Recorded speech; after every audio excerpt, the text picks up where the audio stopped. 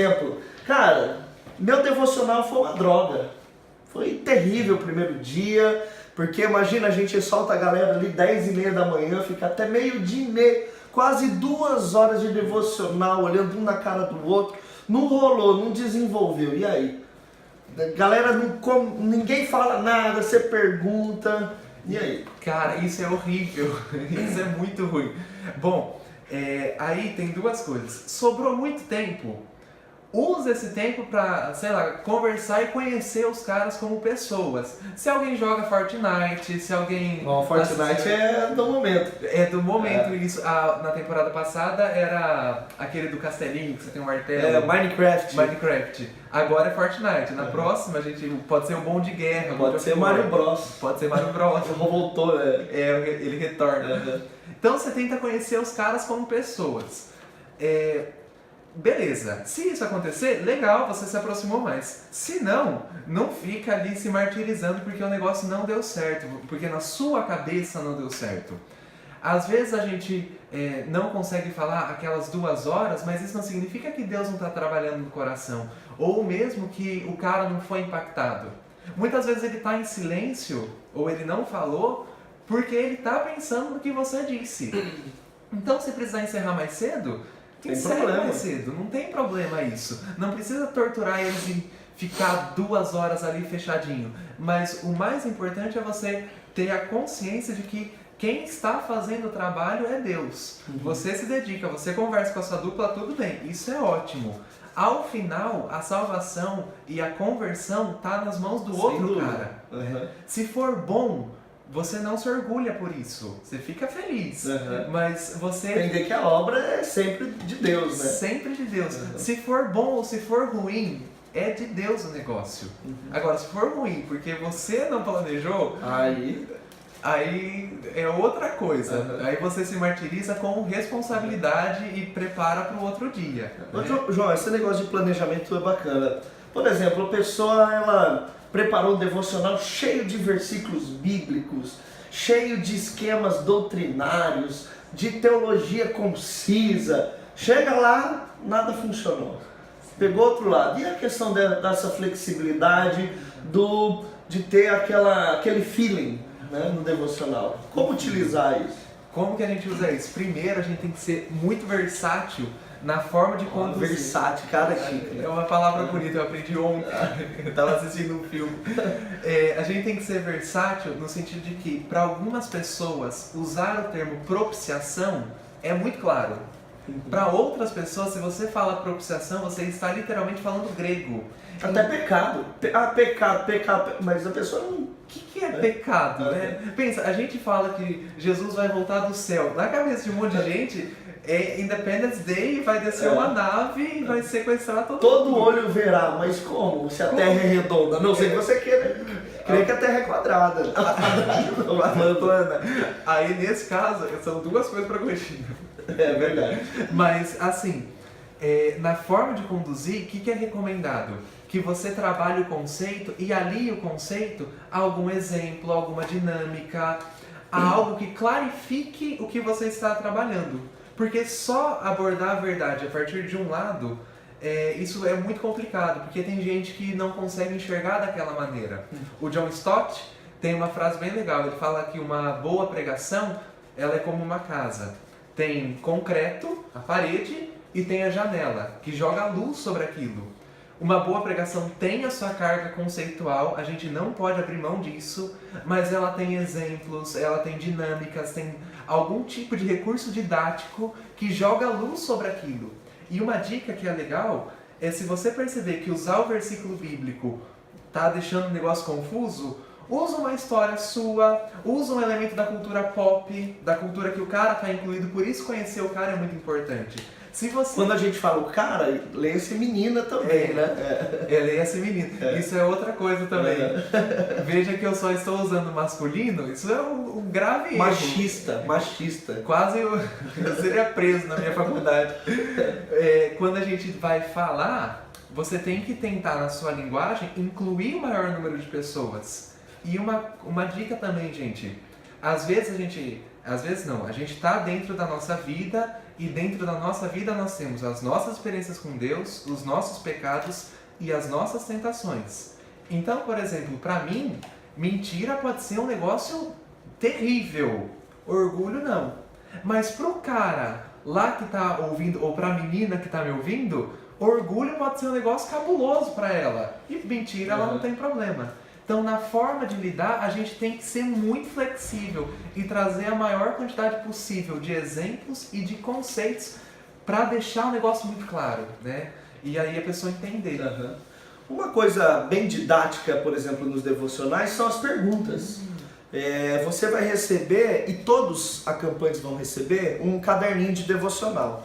Mas lembrando que esse caderno de devocional não é o devocional, ele é apenas nem roteiro, né, João? Ele é um guia, ele é uma história como se fosse uma coisa para gerar uma conexão entre a equipe, o acampante e o equipante.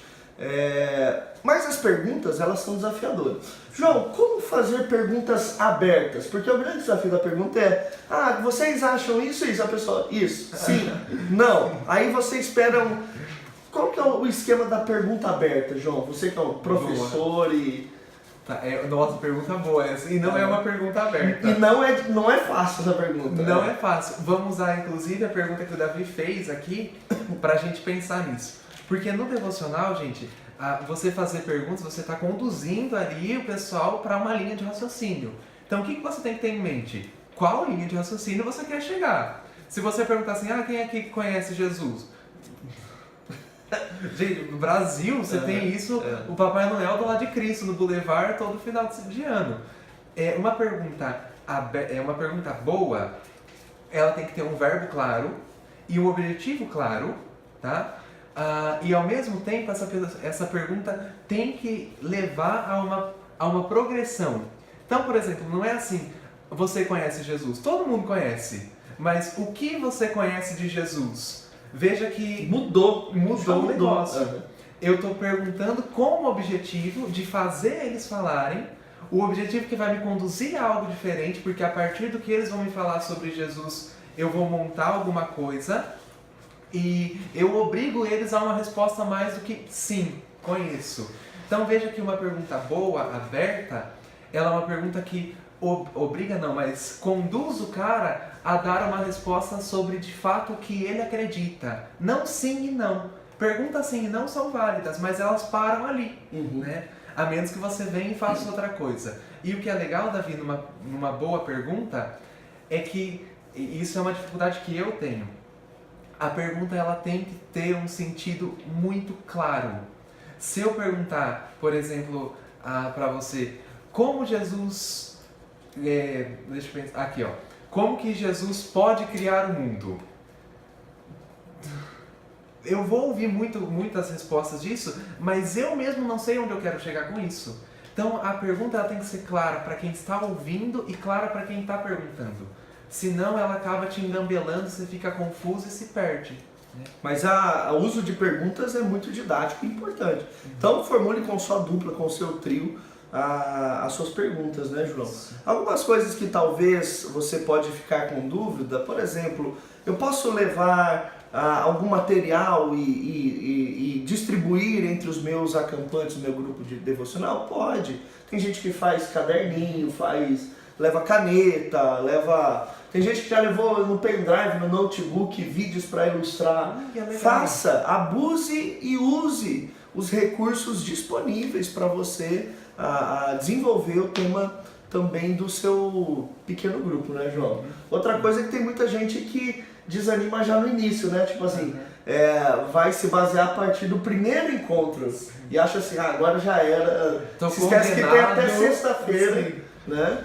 Isso aí é legal, gente, porque os encontros, eles tendem a ser ruins no começo. Tem umas exceções aí que eu nunca peguei, mas tendem a ser ruins no começo e ir caminhando para um nível mais legal. Chega na sexta-feira, todo mundo fica, meu Deus, eu gosto de... Pega o WhatsApp, cria grupo, e aí é legal, porque depois da sexta-feira vem a grande missão, que é de continuar ali mantendo contato, conversando com os caras. Tem gente que cria grupo no WhatsApp e fica mandando devocional. Isso aí é muito bacana.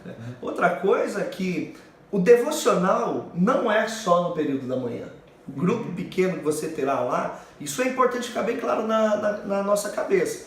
Ele continua no almoço, durante a tarde, no jantar, durante o culto. E às vezes tem muitos equipantes, né, João, que se perdem nisso. Você encontra o seu acampante naquele horáriozinho de manhã e some depois. Some, deixa seus filhos abandonados lá, né, João? Isso acontece demais. E isso é um erro. A gente pode usar a palavra erro, sim. Porque a gente vai lidar com pessoas que têm uma vida toda e tem um monte de coisa para conversar.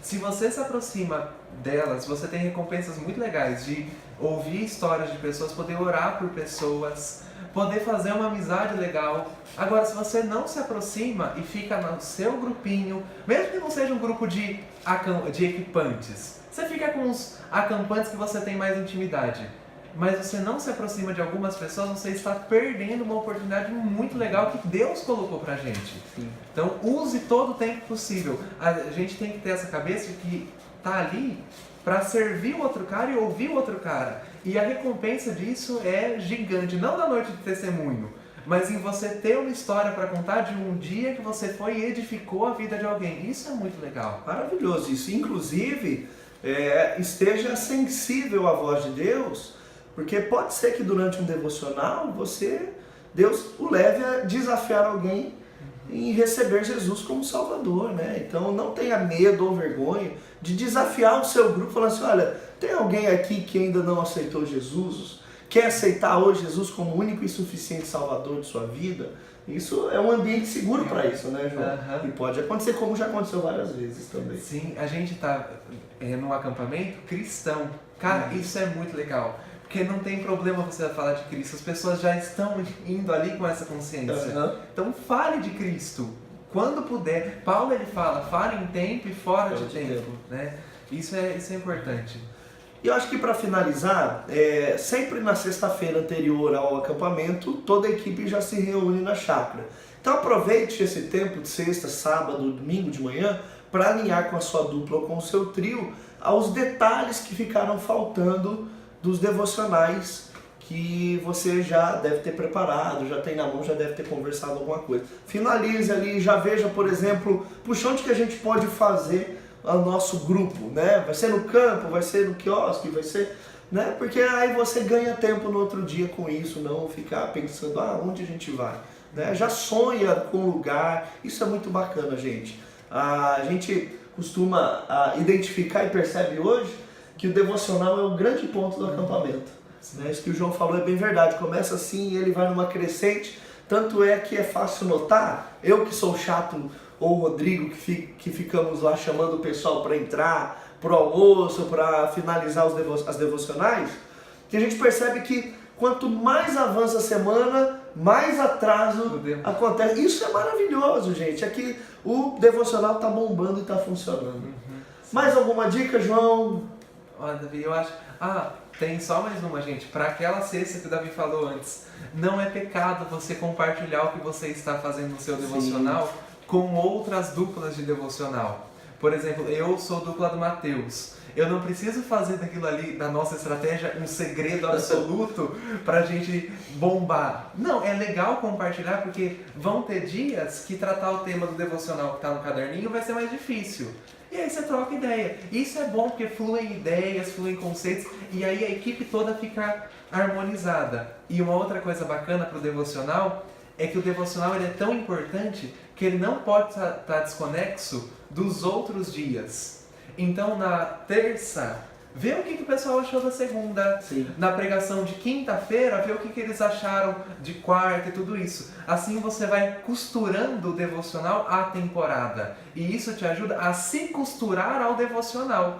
Porque senão parece que é só aquele momento que você tem que estar ali. Não, você está sempre ali com o seu acampante. É isso aí, então aqui ficam algumas dicas para você. Esperamos que tenha ajudado, né, João? Abençoado você, bem legal, gente. É isso aí, gente. Valeu então, fica com Deus e até mais.